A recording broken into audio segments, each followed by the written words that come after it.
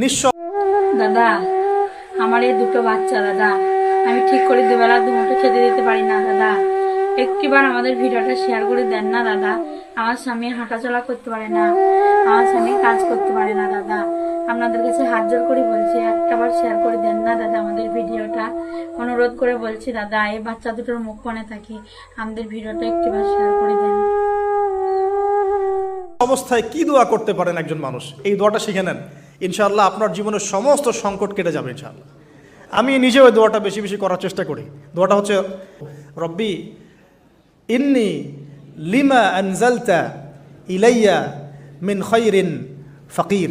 অর্থ হচ্ছে, হে আল্লাহ, তুমি তোমার পক্ষ থেকে আমার উপরে যে নেয়ামতগুলো দিবে, আমি এর জন্য ফকির হয়ে বসে আছি আল্লাহ।